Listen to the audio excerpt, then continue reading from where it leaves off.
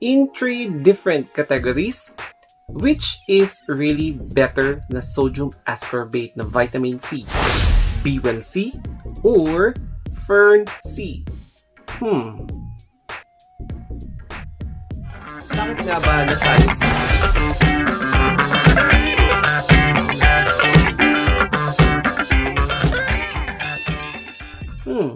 Kung naaalala nyo, before, nung hindi pa nag-start yung pandemic or hindi pa siya nag-full blast, nag-vlog ako about sodium ascorbate Fern C. Ang isa sa mga pinaka-earliest na vlog ko about sodium ascorbate version na vitamin C aside from yung mga ascorbic acid na vitamin C. And lately, eto naman yung isang version ng sodium ascorbate, isang branded na sodium ascorbate, which is eto B-Well C, non-acidic vitamin C. So both are non-acidic vitamin C, especially for those who are suffering from, or eto yung pwedeng-pwede para sa mga individuals na nagsasuffer ng acidic or acidity, ayan, gastritis, ayan, sa mga may problema sa tiyan. This is better than the ascorbic acid because hindi siya acidic, mas safer siyang i-take and lesser yung kanyang side effect. So, in this vlog, ano nga ba or alin nga ba talaga ang mas better? Ito nga bang Fern C or B-Well C? And now, gumawa ako ng 3 categories, 3 simple categories para malaman natin kung alin nga ba sa dalawang to ang talagang mas better. So, i-discuss po natin yung price. So, ngayon, ang uunahin natin is itong Fern C. Kung pumupunta kayo sa mga drugstores, sa Watson, sa Mercury Drug, sa St. Joseph Pharmacy, ayan, kahit nasaang pharmacy, kapag bibili kayo kasi ng isang capsule or isang piece ng sodium ascorbate, nagre-range siya between 8 pesos to 12 pesos. Depende po yan sa drugstore kung saan merong ganito and depende din sa stocks. So, ngayon, feeling ko mas mahal na siya, siguro mga 12 to 15 or 14 kasi nga medyo in demand ngayon ang pagpapalakas ng immune system due to pandemic. Kaya I think mas mahal na siya ngayon from yung as compared sa price na binigay ko dati na 8 pesos. So yes, between 8 to 12 or even higher yung price nito. And now, itong B-Well C na non-acidic vitamin C, na bago ko lang talaga siya nahanap, na-realize na i-vlog. Ang price nito is nag-range or nag-i-start from 5 to 6 pesos. Ayan. Tapos, kapag tanungin mo sa mga hindi masyadong malalaking drugstore, mas malaki yung patong nila or meron silang patong kaya siguro mga nag-range siya ng 6, 7 or even 8 pesos per capsule or per piece. Pero considerably mas cheaper siya kaysa dito. So kung i-compare natin sa price, mas panalo ang B-Well C because we are considering yung practicality natin. Kasi nga, syempre, ang daming nawalan ng trabaho, ang hirap kumita ng pera, kaya kailangan talaga natin na magtipid and search for yung mas mura na, mas quality na product. So, eto ang panalo pagdating sa price. Ayan. And then, yung pang-second naman is yung content niya. So, alin nga ba sa dalawang to ang mas mataas na content ng sodium ascorbate na vitamin C. So, uunahin ulit natin itong Fern C. Ayan. Fern C, ayan, meron siyang 568.18. Ayan, oh. So, makikita nyo dito, 568.18 na milligram ng capsule. Ayan, in sodium ascorbate form na siya, ha. Tapos, kapag i-convert mo sa ascorbic acid, it is, ayan, mag-focus kaya siya. Ayan, 500 milligrams ascorbic acid. Ba't ayaw nyo mag-focus? So, ganyan yung itsura niya. Ayan. Dito sa part na to, ayan, mababasa nyo yung 568 sodium ascorbate is equivalent to 500 milligrams na ascorbic acid. Sorry, hindi siya mabasa. Pero, dito naman tayo sa ayan, for BULC.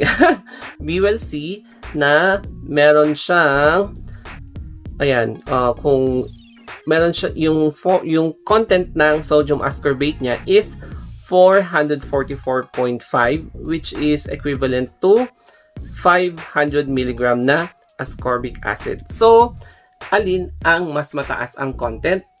Ito. So, panalo ito in terms of content kasi nga 568 mg as compared here na 500 mg na sodium ascorbate. So, may butal siya, mas mataas siya kaysa dito.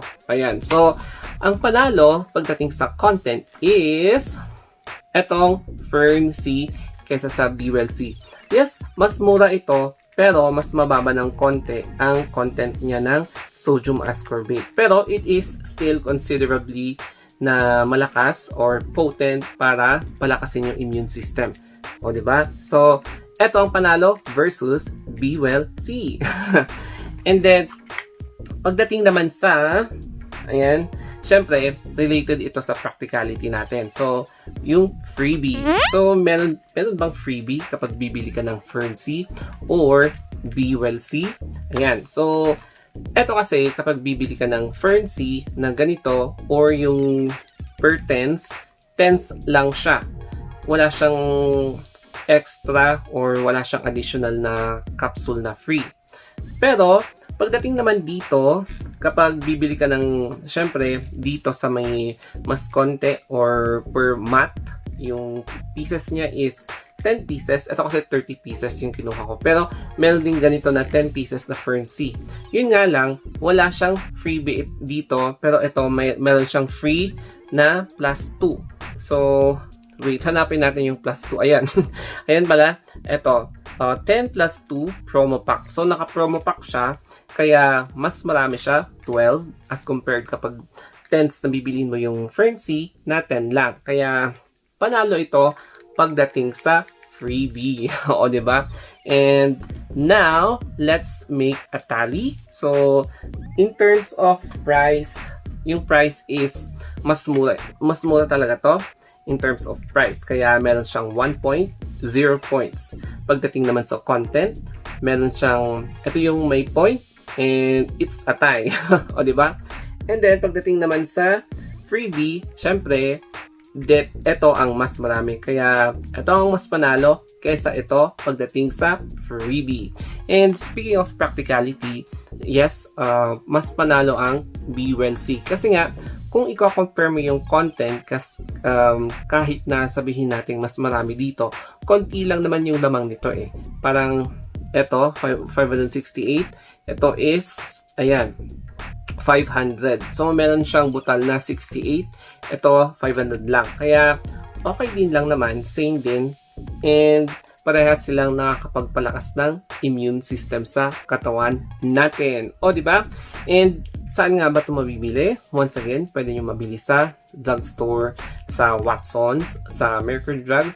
Kung gusto nyo talaga ng legit, syempre, sa legit na lang tayo. Punta na lang kayo sa Watsons. Ayan, sa mga kilalang drugstore malapit sa inyong lugar. Pero, pag sa online kasi, may mga risk. So, we cannot deny may mga scammer na seller. Pero, how to detect a legit seller sa online, such as sa Lazada or Shopee? Piliin nyo lang kasi yung seller na marami yung stars or yung ratings. Kasi, ang dami nang bumili sa kanila and ang daming nag-rate sa kanila. Pangalawa, tignan nyo kung marami siyang stocks. For example, kasi kapag bibili ka, stocks on hand niya is 100 plus, mga more than 50 plus, or even more than 20. It means marami talaga siyang stock na nakaregister sa Lazada. Kapag wala siyang stock, wala siyang star, wag niyong piliin yung seller na yun kasi may risk na scammer yon. And then, yung pang third, para at least hindi kayo ma-scams online, is tignan nyo yung mga testimonials niya. Kapag ang daming comments, and kapag yung mga comments na yon is positive yung rating nila sa seller, it means talaga totoong tao yung seller, totoo yung product, and marami na siyang sinervice. O, diba? Marami na siyang sinervice, so it means subok na yung kanyang pagiging seller online. So, yun lang yung tip ko if you want to choose yung online transaction through Lazada or Shopee or any other online na merchants. O, diba? So, yun lang yung tip ko para at least hindi kayo maloko, magoyo, mascam. Ayan. And kung nagustuhan nyo itong comparison vlog ko, don't forget to subscribe my channel para sa mas maraming products na i-review ko and i-compare ko or itatali ko sa mga top 5 or top 10 best, cheapest, or yung mga challenging na products. And comment down below lang kayo kung meron kayong gustong sabihin or feedback, and reach me at my Facebook page, Instagram, or Twitter, The Story of Anthony. So that will be all. Thank you guys and have a wonderful day and stay safe.